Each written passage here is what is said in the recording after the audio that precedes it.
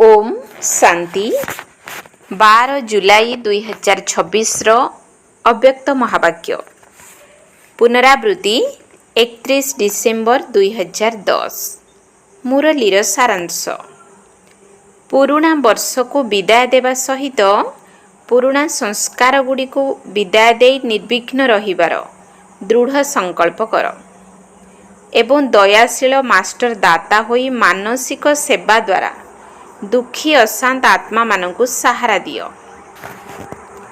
पुरुणा वर्ष को विदाय देवा सहित पुरुणा संस्कार गुड़ी को विदाय दे निर्विघ्न रहिबार दृढ़ संकल्प कर एवं दयाशील मास्टर दाता होई मानसिक सेवा द्वारा दुखी अशांत आत्मा मानकु सहारा दियो। आजी बाप दादा चारिआडर पिला मानकु नुआ वर्ष एवं नुआ दुनियार अभिनंदन देबा पाई सूक्ष्म बतनरु स्थूल बतन को आसिछंती। पिला माने मध्य स्नेह तथा उमंगर सहित निजर मधुबन घरे पहुंची जाइछंती। दुनियार लोक माने तो केवल नुआ वर्ष पालन करुछंती जहा कि केवल गोटिए दिन पाई होई थाए। तुमे माने किंतु संगम जुगरे नुआ दुनियार उत्सव सबुदिन पालन करी चालिछ। तुम सम्मुखरे नुआ दुनिया नयन भितरे सदाकाल पाई समाहित होई जाइछि। केवल मने पकाओ एवं सेठारे पहुंची जाओ। नयन रे समाहित अटे ना कौन अनुभव हेउछि तो एबे एबे संगम रे अछु बा आजी संगम रे अछु काली को निजर राज्य को गलु कि गलु एही भली नयन रे स्पष्ट भावरे देखा जाउछि।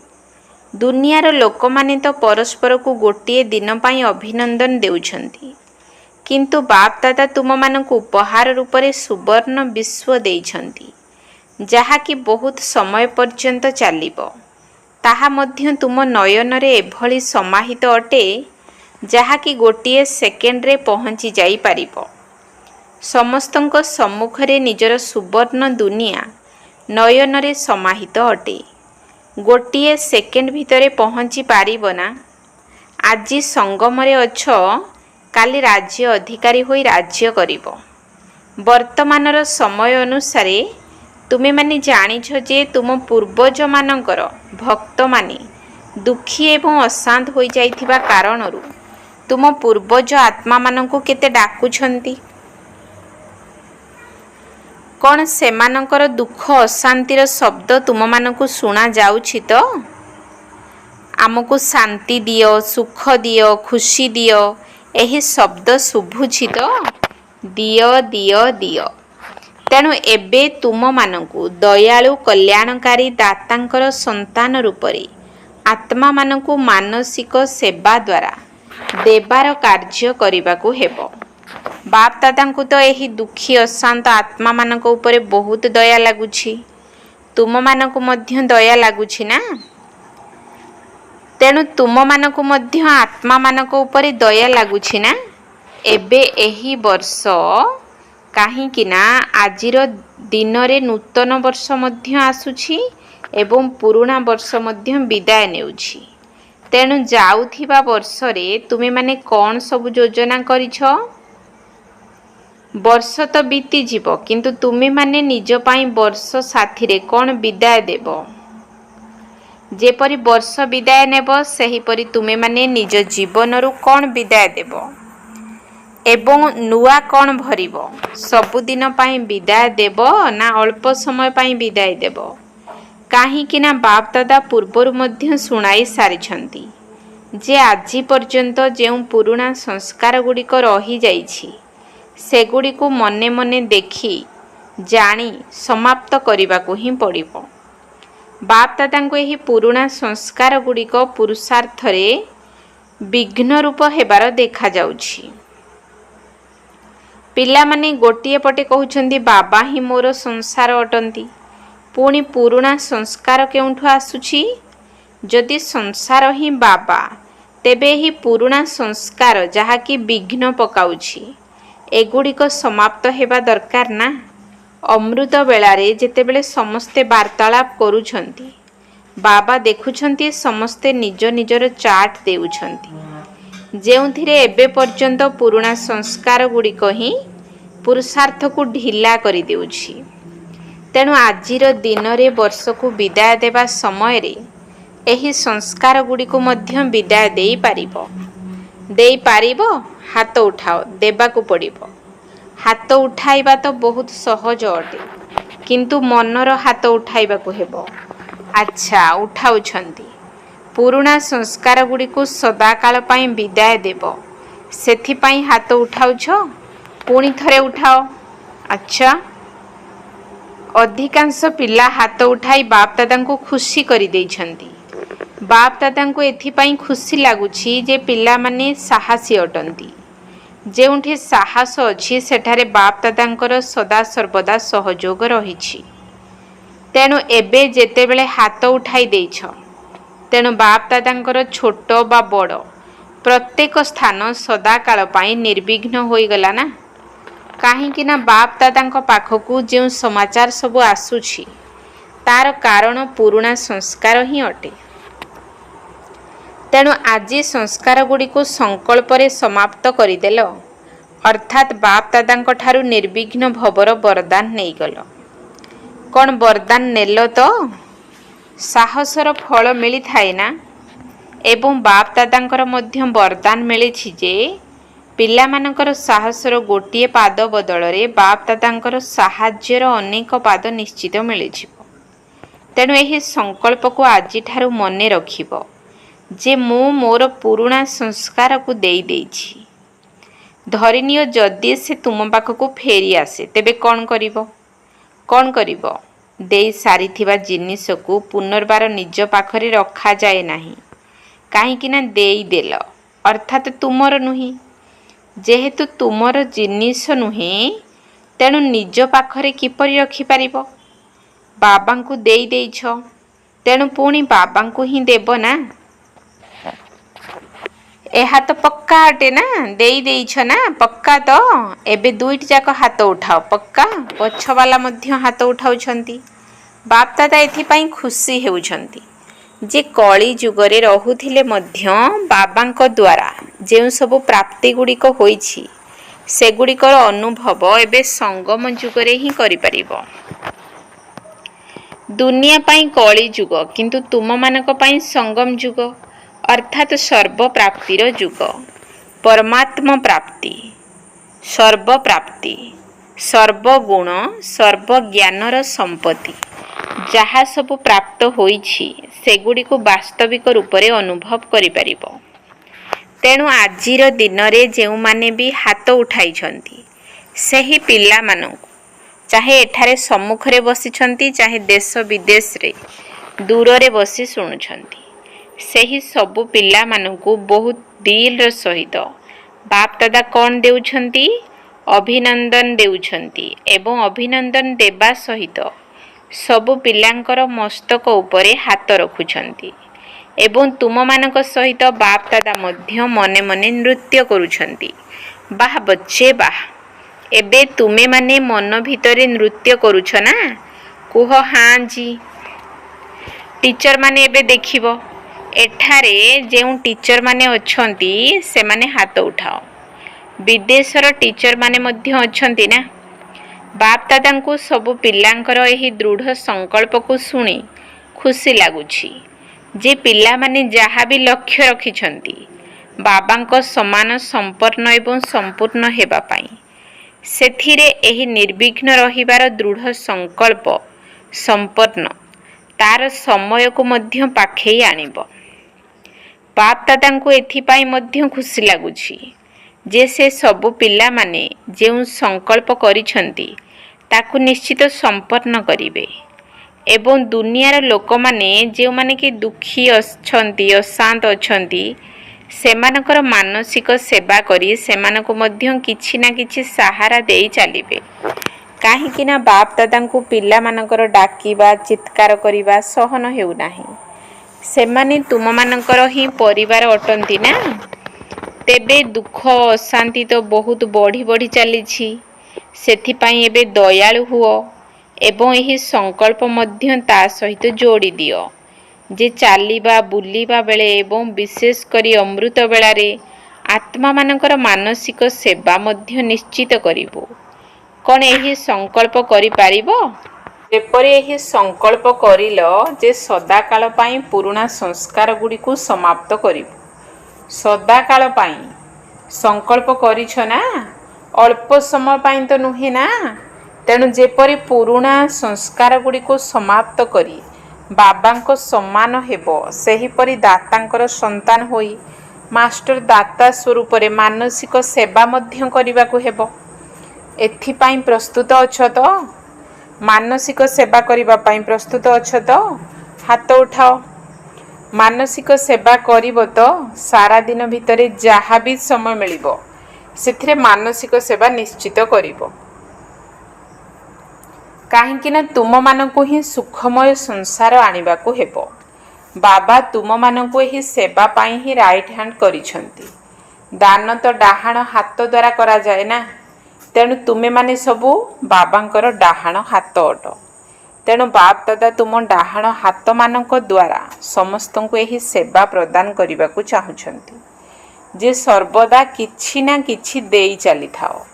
ସେମାନେ ଚିତ୍କାର କରୁଛନ୍ତି ଦିଅ ଦିଅ, ଏବଂ ତୁମେମାନେ ଦୁଃଖୀମାନଙ୍କୁ ସୁଖ ଦେଇ, ଶକ୍ତିହୀନଙ୍କୁ କିଛି ଶକ୍ତି ଦେଇ ପୁଣ୍ୟର କାମ କର।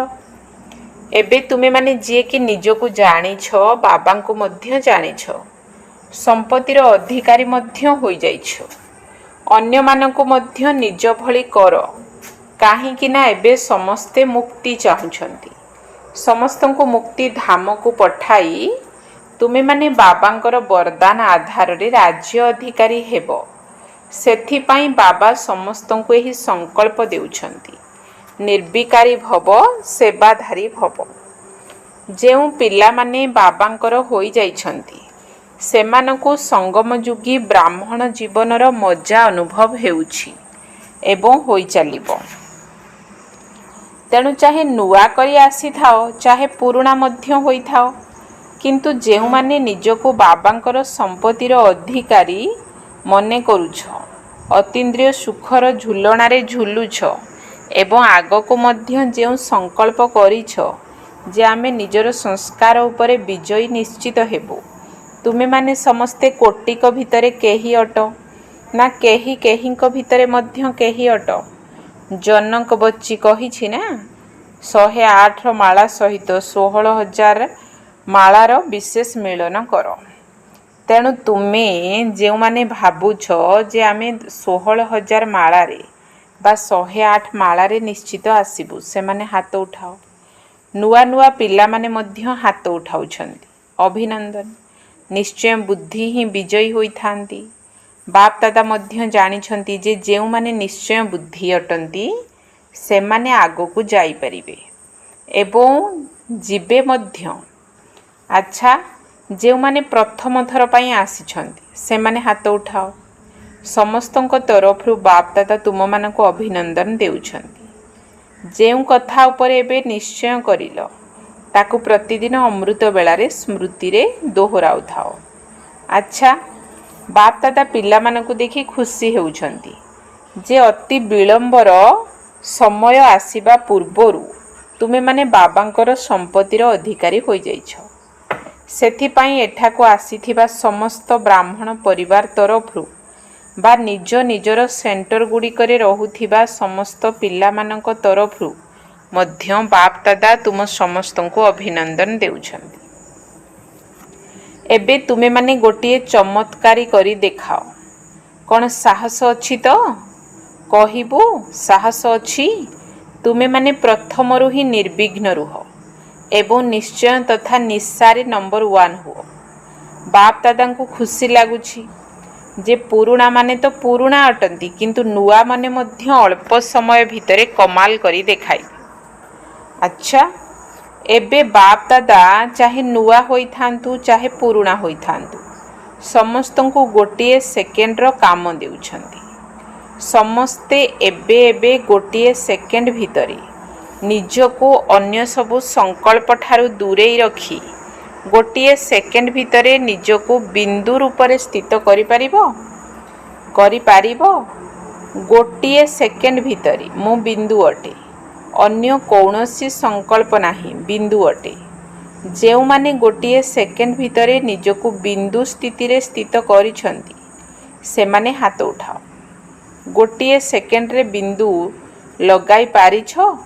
ଆଚ୍ଛା, ଏବେ ଏହି ଅଭ୍ୟାସକୁ 15 ଦିନ, ସାରା ଦିନ ଭିତରେ ପ୍ରତ୍ୟେକ ଘଣ୍ଟାରେ ଗୋଟିଏ ସେକେଣ୍ଡରେ ବିନ୍ଦୁ ଲଗାଅ।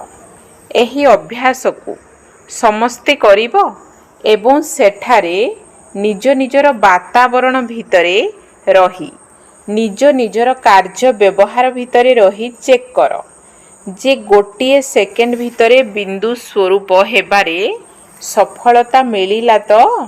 କାହିଁକି ନା ଏଠାରେ ତ ଅନୁକୂଳ ବାତାବରଣ ମଧ୍ୟ ରହିଛି। କିନ୍ତୁ ନିଜ ନିଜର ସ୍ଥାନରେ ରହି ଗୋଟିଏ ସେକେଣ୍ଡ ଭିତରେ ବିନ୍ଦୁ ସ୍ୱରୂପରେ ସ୍ଥିତ ହୋଇପାରିବ। ଏହିଭଳି ଅଭ୍ୟାସ କରିବ। କାହିଁକି ନା ବାପ୍ ଦାଦା ତ ଶୁଣାଇ ଦେଇଛନ୍ତି, ଯେତେ ଯେତେ ଆଗକୁ ବଢ଼ି ଚାଲିବ ସେତେ ସେତେ ଏହିଭଳି ଗୋଟିଏ ସେକେଣ୍ଡ ଭିତରେ ବିନ୍ଦୁ ସ୍ଥିତିରେ ସ୍ଥିତ ହେବାର ଆବଶ୍ୟକତା ପଡ଼ିବ। ସେଥିପାଇଁ ନିଜେ ନିଜକୁ ହିଁ ଚେକ୍ କରିବ ଏବଂ ନିଜ ନିଜ ସ୍ଥାନରେ ନିଜର ଟିଚରଙ୍କୁ ରିପୋର୍ଟ ଲେଖିକରି ଦେବ। ପୁଣି ଟିଚରଙ୍କ ଦ୍ୱାରା, ଚାହେ ଏଠାରେ ଯେଉଁମାନେ ଅଛନ୍ତି ବା ଆସିନାହାନ୍ତି, କ୍ଲାସର ସବୁ ପିଲାମାନଙ୍କ ପାଇଁ ଏହି ହୋମୱାର୍କ ଦିଆଯାଉଛି। ଏହାର ଫଳାଫଳ ଯଦି ବାପ୍ ଦାଦାଙ୍କ ପାଖକୁ ଆସିବ ତେବେ ବାପ୍ ଦାଦା ମଧ୍ୟ ଦେଖିବେ। ଏହାଦ୍ୱାରା ଜଣାପଡ଼ିବ ଯେ ତୁମେ 108 ବା 16,000 ମାଳାର ଅଧିକାରୀ ଅଟ। ଗୋଟିଏ ସେକେଣ୍ଡ ଭିତରେ ପ୍ରତିଦିନର ଦିନଚର୍ଯ୍ୟା ଭିତରେ କେତେ ସଫଳ ହେଲା, ଏହାଦ୍ୱାରା ଜଣାପଡ଼ିବ ଯେ ତୁମେ କେଉଁ ମାଳାର ଯୋଗ୍ୟ ଅଟ। କାହିଁକି ନା ଏବେ ଯଦି ହାତ ଉଠା କରାଇବୁ ଯେ କେଉଁମାନେ ନିଜର ବାସ୍ତବିକ ଧାରଣା ଅନୁସାରେ ନିଜକୁ 108 ବା 16,000 ମାଳାରେ ଆସିବ ବୋଲି ଭାବୁଛ, ତେବେ ସମସ୍ତେ ହାତ ଉଠାଇ ଦେବେ। ସେଥିପାଇଁ ତୁମେମାନେ କେବଳ ଫଳାଫଳ ଲେଖି ପଠାଅ, ଯେଉଁଥିରୁ ଜଣା ପଡ଼ିଯିବ। କାହିଁକି ନା ଧରିନିଅ ଦାଦୀମାନେ କାହାର ନାମ ଲେଖିଦେବେ, ତେବେ ଅନ୍ୟମାନେ ଭାବିବେ ମୁଁ ମଧ୍ୟ ଆସିପାରିବି ନା। ତେଣୁ ଏହି ରିପୋର୍ଟରୁ ଜଣାପଡ଼ିଯିବ। ବାପ୍ ଦାଦା ପଚାରୁଛନ୍ତି, ସବୁବେଳେ ଗୋଟିଏ ସେକେଣ୍ଡ ଭିତରେ ଯେଉଁ ସ୍ୱରୂପକୁ ଅନୁଭବ କରିବାକୁ ଚାହିଁବ କରିପାରିବ? ଗୋଟିଏ ସେକେଣ୍ଡରେ ପୂର୍ବରୁ ଯେଉଁ 5 ସ୍ୱରୂପର ଅଭ୍ୟାସ କରିବା ପାଇଁ ଶୁଣାଇଥିଲୁ, ତାକୁ ମଧ୍ୟ ଯେବେ ଇଚ୍ଛା ଗୋଟିଏ ସେକେଣ୍ଡରେ ତାର ସ୍ୱରୂପ ହୋଇପାରିବ। ଏହିଭଳି ଅଭ୍ୟାସ କରିବା ଦ୍ୱାରା ଜଣାପଡ଼ିବ ଯେ ମୁଁ ଯେଉଁ ସ୍ଥିତିରେ ସ୍ଥିତ ହେବା ପାଇଁ ଚାହୁଁଛି, ଗୋଟିଏ ସେକେଣ୍ଡରେ ସ୍ଥିତ ହୋଇପାରୁଛି ନା ସମୟ ଲାଗୁଛି। ବାକି ଅଧିକାଂଶ ପିଲାଙ୍କର ହାତ ଉଠାଇବା ଦେଖି ବାପ୍ ଦାଦା ଖୁସି ହେଉଛନ୍ତି।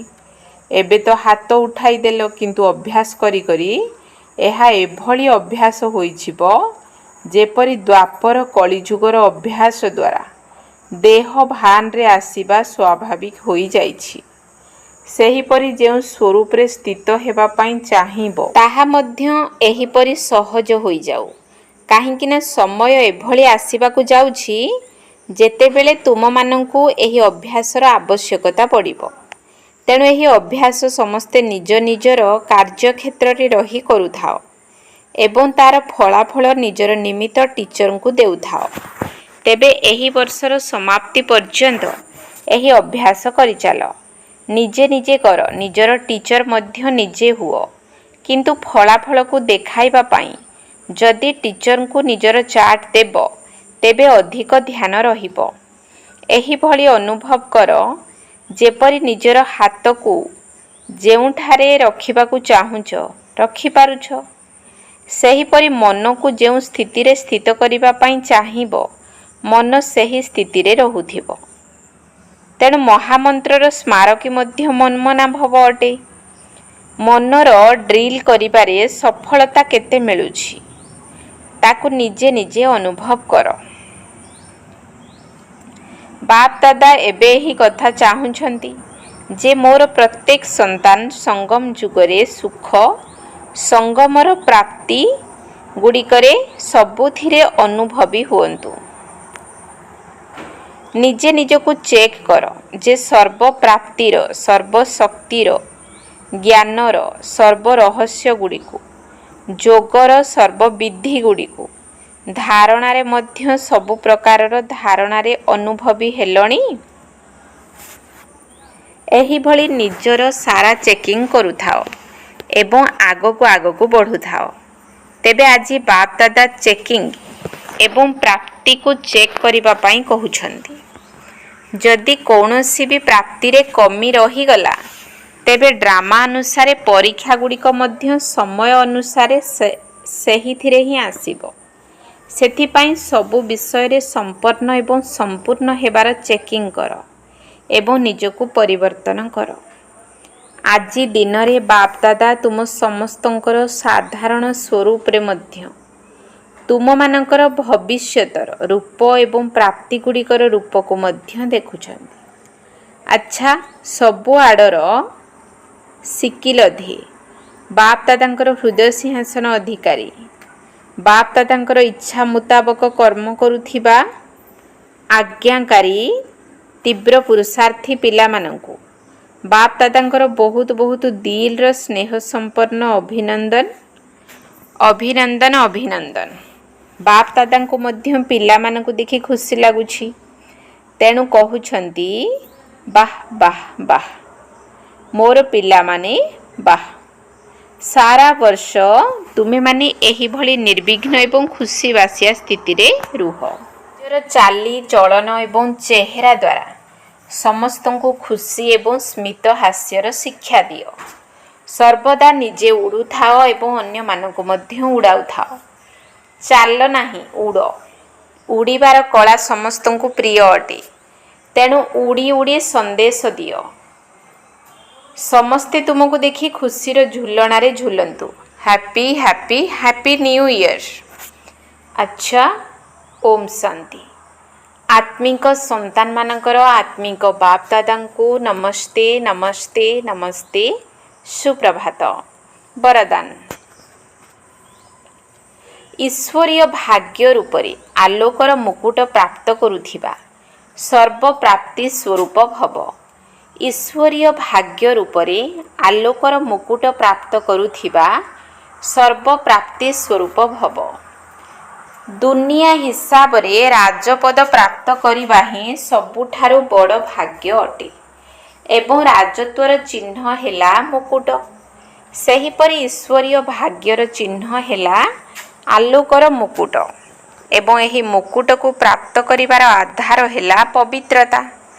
ସମ୍ପୂର୍ଣ୍ଣ ପବିତ୍ର ଆତ୍ମାମାନେ ଆଲୋକର ମୁକୁଟଧାରୀ ହେବା ସହିତ ସର୍ବପ୍ରାପ୍ତିରେ ମଧ୍ୟ ସମ୍ପନ୍ନ ହୋଇଥାନ୍ତି। ଯଦି କୌଣସି ବି ପ୍ରାପ୍ତିର କମି ରହିଥିବ, ତେବେ ଆଲୋକର ମୁକୁଟ ମଧ୍ୟ ସ୍ପଷ୍ଟ ଦେଖାଯିବ ନାହିଁ। ସ୍ଲୋଗାନ: ନିଜର ଆତ୍ମିକ ସ୍ଥିତିରେ ସ୍ଥିତ ରହୁଥିବା ଆତ୍ମାମାନେ ହିଁ ସଂକଳ୍ପର ମହାଦାନୀ ଅଟନ୍ତି। ନିଜର ଆତ୍ମିକ ସ୍ଥିତିରେ ସ୍ଥିତ ରହୁଥିବା ଆତ୍ମାମାନେ ହିଁ ସଂକଳ୍ପର ମହାଦାନୀ ଅଟନ୍ତି। ଅବ୍ୟକ୍ତ ଇଶାରା: ଜ୍ୱାଳା ସ୍ୱରୂପ ସ୍ଥିତିରେ ରହି ଶକ୍ତିଶାଳୀ ଯୋଗର ଅନୁଭବ କର। ଏବେ ସମସ୍ତେ ଭଲ ଭଲ ତ କହୁଛନ୍ତି, କିନ୍ତୁ ମୋତେ ଭଲ ହେବାକୁ ପଡ଼ିବ, ଏଭଳି ପ୍ରେରଣା ସେମାନଙ୍କୁ ମିଳୁନାହିଁ। ଏହାର ଏକମାତ୍ର ସାଧନ ହେଲା ସଂଗଠିତ ରୂପରେ ଜ୍ୱାଳା ସ୍ୱରୂପ ହୁଅ। ଜଣେ ଜଣେ ଆତ୍ମା ଚୈତନ୍ୟ ଲାଇଟ୍ ହାଉସ୍ ହୁଅ। ସେବାଧାରୀ ଅଟ, ସ୍ନେହୀ ଅଟ, ଏକ ବଳ ଏକ ଭରସା ବାଲା ଅଟ। ଏସବୁ ତ ଠିକ୍ ଅଛି, କିନ୍ତୁ ମାଷ୍ଟର ସର୍ବଶକ୍ତିମାନର ସ୍ଥିତି ଯଦି ପ୍ରତ୍ୟକ୍ଷ ହୋଇଯିବ, ତେବେ ସମସ୍ତେ ତୁମ ଚାରିପଟେ ପତଙ୍ଗ ଭଳି ଚକ୍କର ଲଗାଇବା ଆରମ୍ଭ କରିଦେବେ। ଓମ୍ ଶାନ୍ତି।